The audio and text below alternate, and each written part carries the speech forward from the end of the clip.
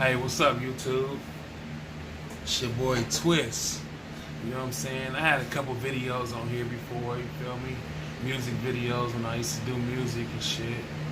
I still do music, but you know, I'm trying to get more into the executive part. You feel me? But I've been seeing a lot of people been, telling their story on here, so I want to tell mine. You know what I'm saying? Let me light this little bud up right quick. I smoke every day. That's a daily thing. You gotta keep your greens in your system. You know what I'm saying? So I'm on this good old green right here. This is a fire weed I got from my boy. You know what I'm saying? But so let me tell y'all my story a little bit. You know what I'm saying? I'm gonna tell y'all I used to be involved in the streets, like something heavy, like, you know what I'm saying? I used to really be involved in the gang activity. My little brother, you know what I'm saying, he locked up right now. He got when he got sentenced, he got 100 years. But, everything changed. He was only 17 when he got convicted and all that right there. Or no, he turned 18, but he was 17 when it happened. So everything got overchanged, so he could be looking at, some freedom come 2027. But he been down since '03. But yeah, like I said, we was involved in some gang activity, you know what I'm saying, a lot of violence. And in 2005, I was shot 10 times. You know what I'm saying? I got hit one time with an AK-47 and 9 other times with a 380. And that whole situation, it came about because I wouldn't even say from my activity, because I was really low key. But my brother, you know what I'm saying, his activity, this was his actual rival gang that shot me. You know what I'm saying? His direct rival gang. You feel me? I'm from the east side. So, my rivals wasn't on the west side where his hood is at. You know what I'm saying? But, whatever. That's my brother. So I don't give a fuck where you from. You come try to shoot my brother, nigga, it's finna be practical. Nigga, it's finna go up. You might get your head rocked. You know what I'm saying? No matter blood, crib, none of that shit. Don't mean nothing. You know what I'm saying? But,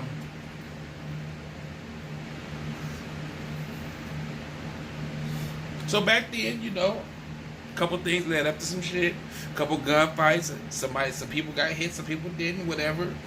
You know what I'm saying? I'm not gonna say nothing to incriminate myself, but the result of it is that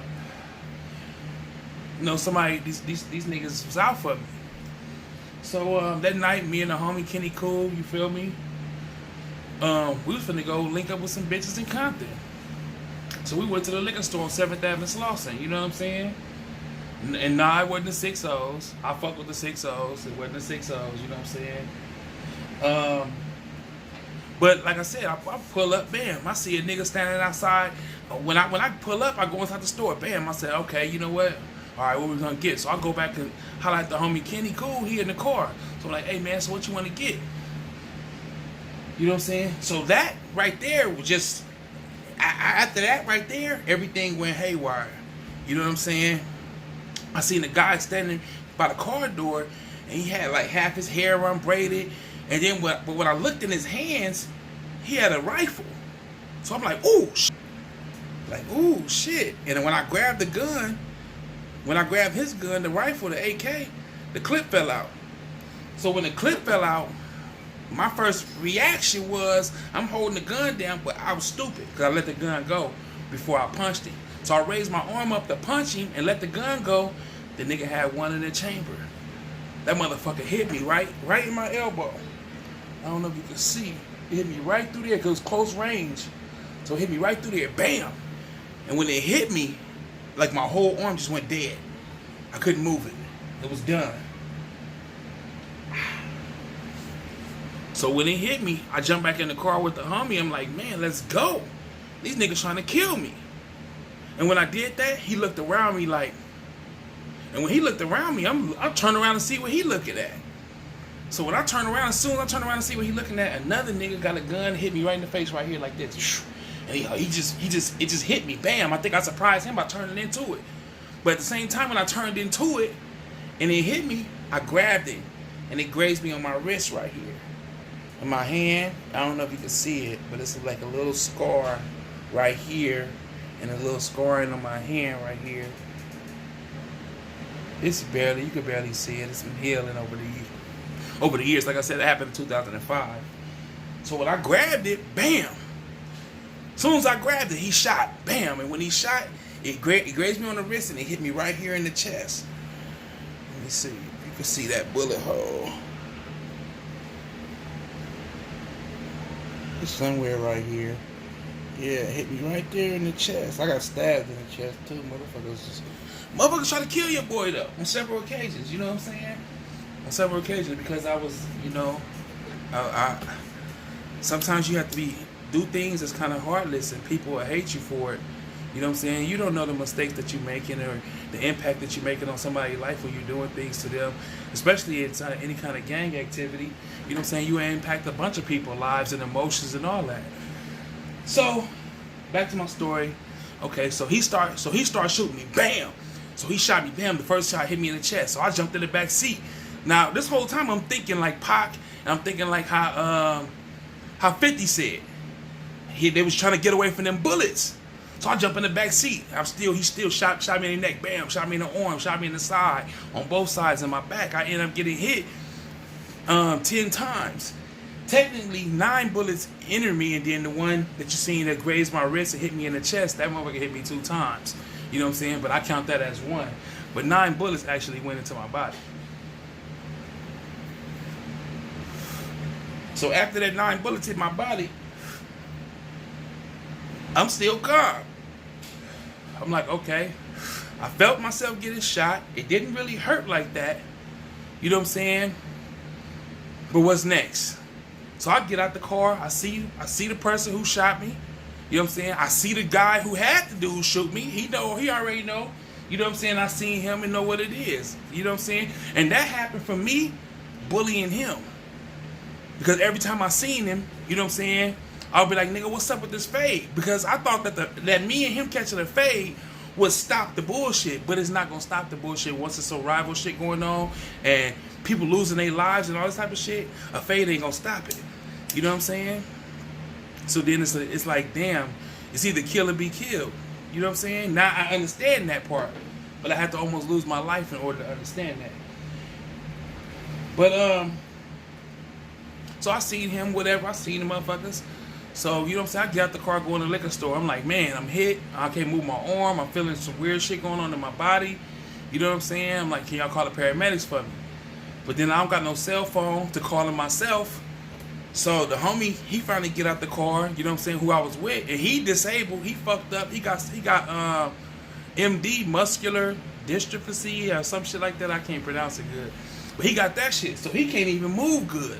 You know what I'm saying? So I'm all the way. It's me just being stupid, putting myself in a situation with squares, you know what I'm saying, hanging out with niggas that don't know like what's going on in my life, that I'm going through a motherfucking gang war with motherfuckers over some family shit and over some gang shit, you know what I'm saying?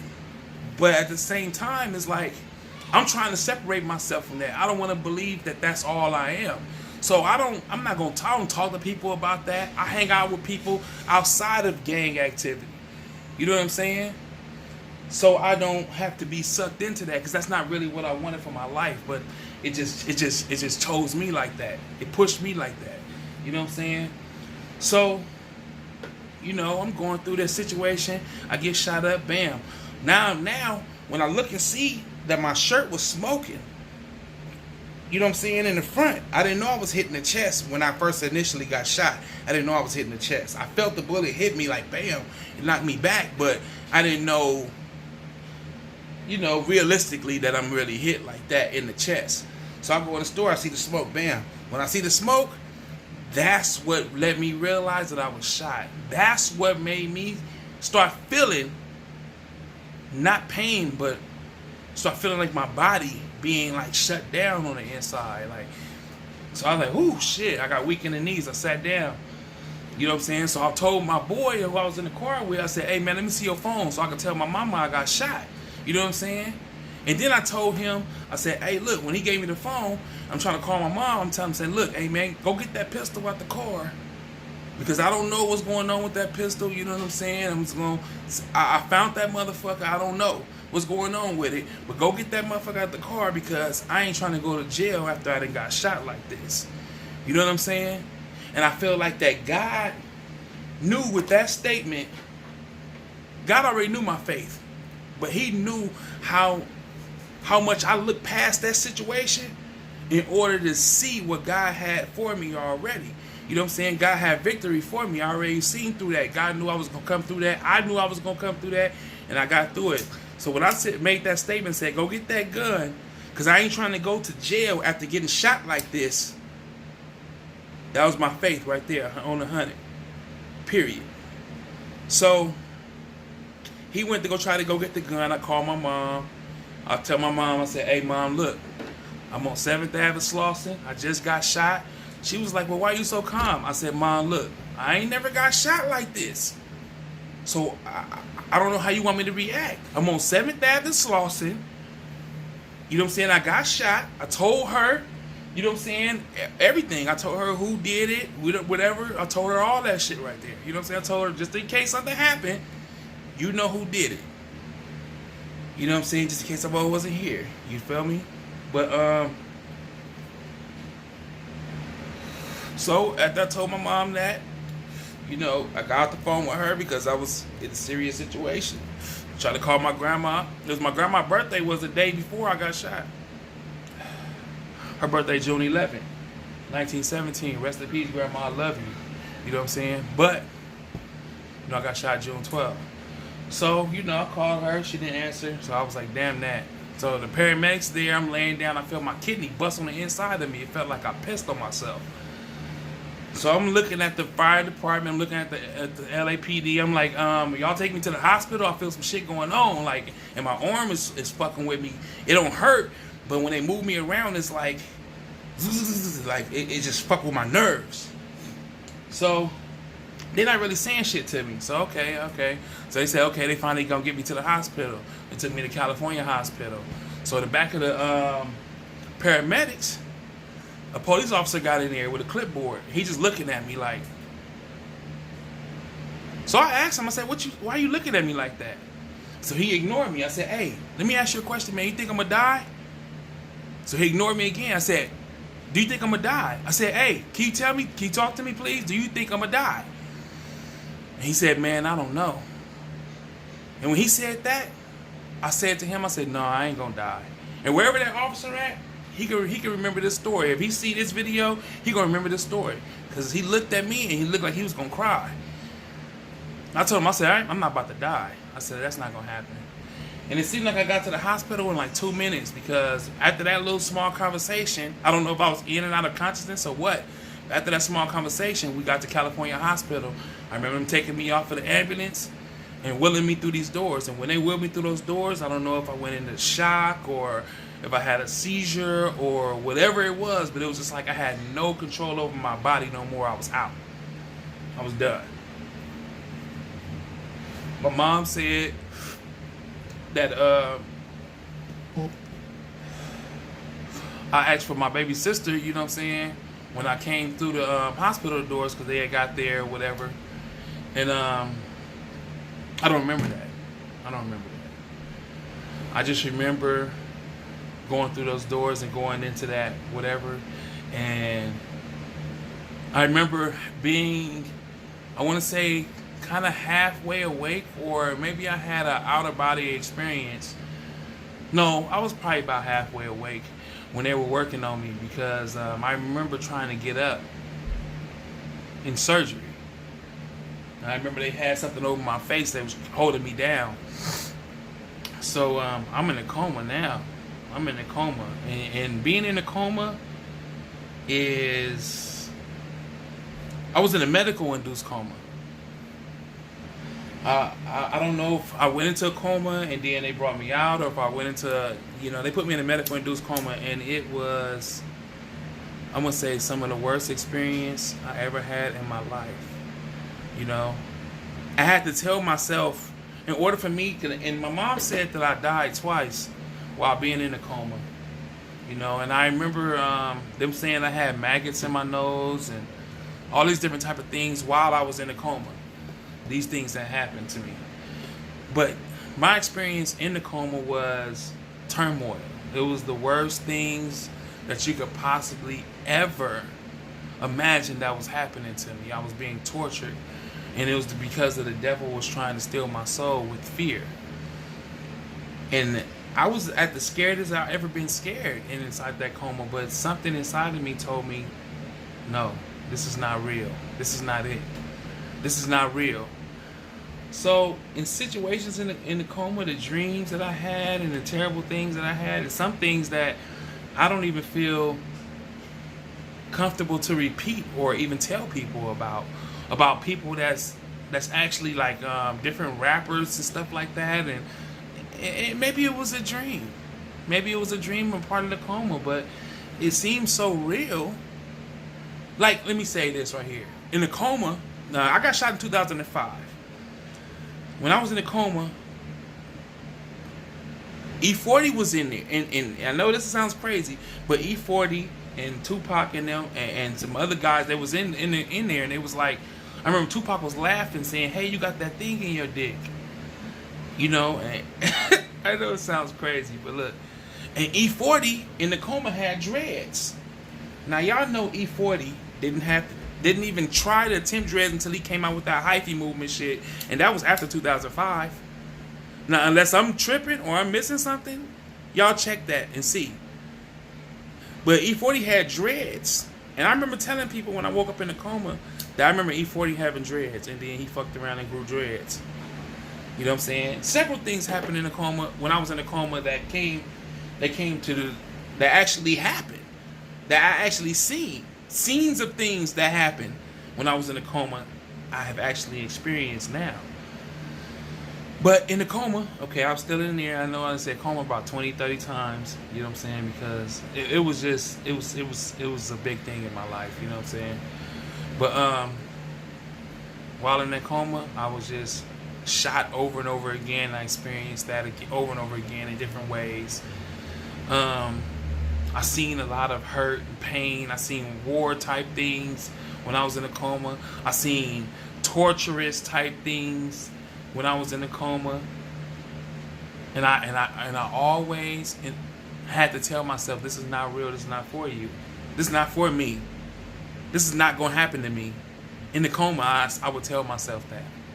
You know what I'm saying? My mind is a very strong thing. I realize that anybody's mind, if you learn how to be more open with yourself and be more open with situations, you'll see that your mind can make everything in your life happen for you the way you want it to happen. The bad too. So that's why you're supposed to always keep a positive mind, because the bad things, if you think about, will definitely happen.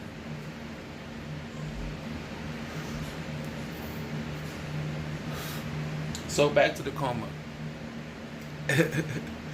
Okay, I'm about now. I had a spiritual awakening in the coma. At the last day, I could say I was in a coma. I was in purgatory. It was like the in-between. Between life and death. I was in the in-between of that. Not the in-between of heaven or hell. Maybe it was the in-between of that too, because my experience was very enlightening. When I was there, I couldn't walk, so I woke up, and I heard.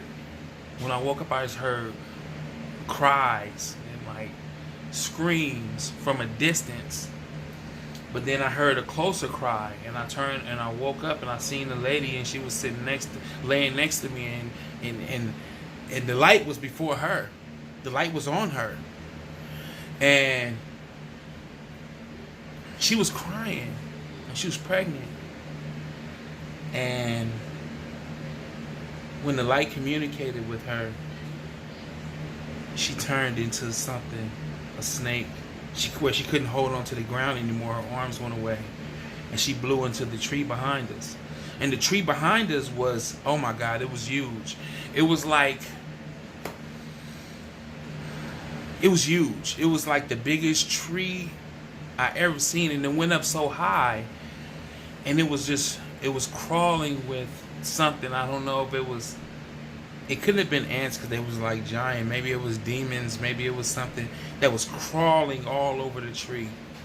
And it was dark because it was kind of dark. You ever seen the movie Constantine? In the part where he would put his arms together and then he would take himself to, I guess they called it hell there, but that was how purgatory looked in my coma. That's how it was. That was the experience. And the things on the tree couldn't come off of the tree. The people that were around in the valley, because there was mountains and there was a valley, because on the mountains it were people on the mountains too in pairs, and there was lights over each person on the mountains. You know what I'm saying? There was pairs of them. There was a whole bunch of them. I was surrounded by them. But then there was other people in the valley that were crying, but I couldn't see them. I could only see the lady that was closest to me. So when she blew into the tree, still, I had to tell myself mentally, spiritually, I wasn't scared anyway. I didn't have a fear in my body. You know what I'm saying? I felt the aura of peace, of calmness. And when I did, then I heard a voice say, "Send him back." And when that voice said, "Send him back," off the top of one of the hills, it was a large black man with a gray hair and a gray beard, and he picked me up like a baby, like a newborn baby. You hold a newborn baby behind the head and under the bottom.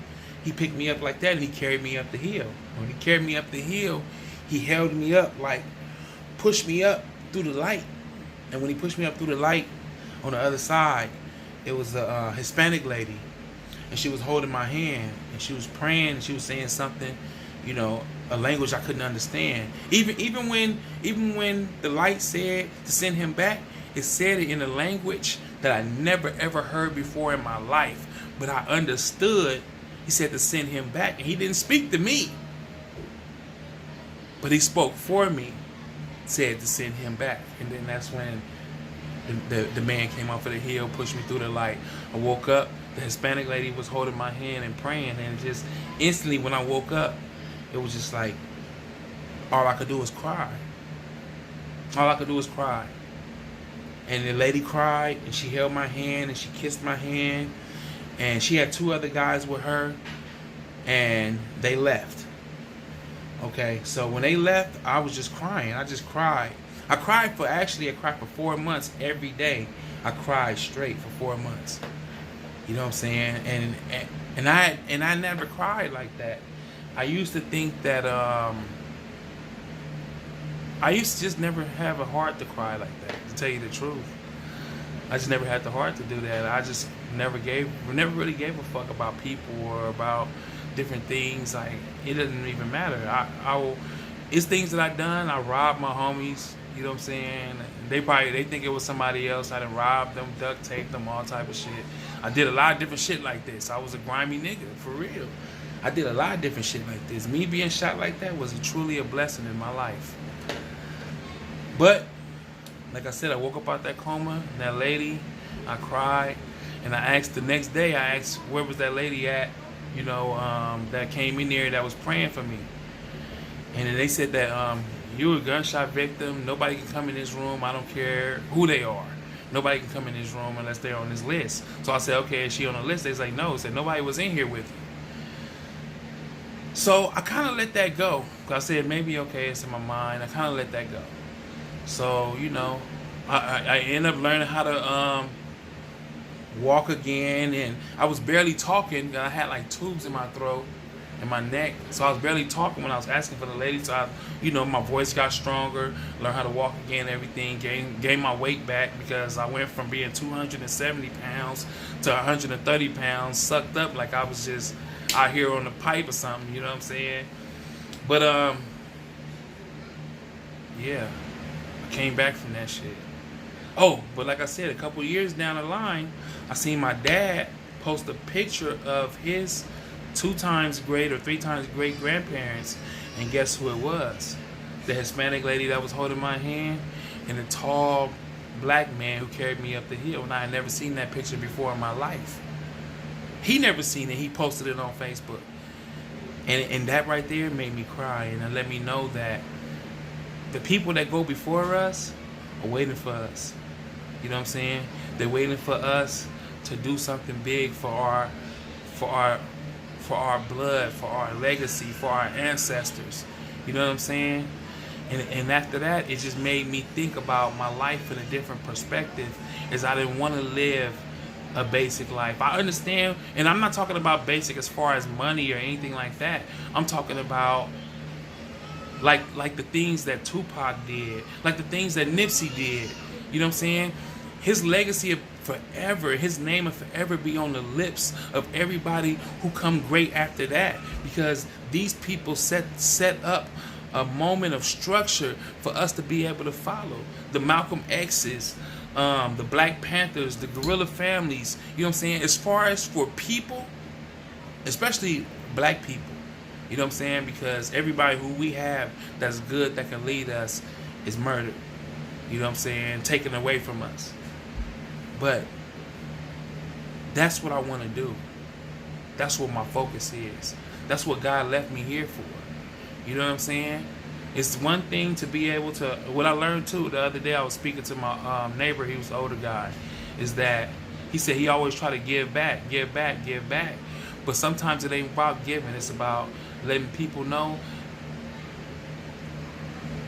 the system, the knowledge that you know, is to empower them. You know what I'm saying? You can give somebody whatever, but if you empower them, like it's like the oldest saying, what they say, you can give a man fish, or you teach him to fish. You feel me? Him learning to fish is empowering him, where he can feed now. Now he can feed his family. Now he can empower somebody else and teach them to fish, and they can feed their family. That's what we need in this community. You know what I'm saying? Black community, brown community, that's what we need. You know what I'm saying? So I've given my story, my testimony. You know what I'm saying? This is a big thing that changed my life in a lot of different ways. And I hope that, you know what I'm saying, no matter what you're going through in life, that this can inspire you at the end of the day to be better. Because I had to learn how to walk again, talk again, and everything. I got kids. I cried because I thought I'd never be able to throw a football or play with my kids, because the way I was shot, my arm was damn near knocked off. You know what I'm saying? I was stressing about those little things, and I'm not seeing that, you know what, I have an opportunity to change my kids' lives. You know what I'm saying? I have an opportunity for my sons and my daughters and my grandkids to not go through that. You know what I'm saying? And I got a lot of kids. You feel me? I got a lot of kids. I've been on Maury and all type of shit. You feel me? I got like 15 kids. But like I said, anyway, that's another story. But man, I hope y'all find some kind of enjoyment or see some empowerment in this, you know what I'm saying, with things that's going on inside of your life. You feel me? But yeah, this Twist. See you next time. Bye.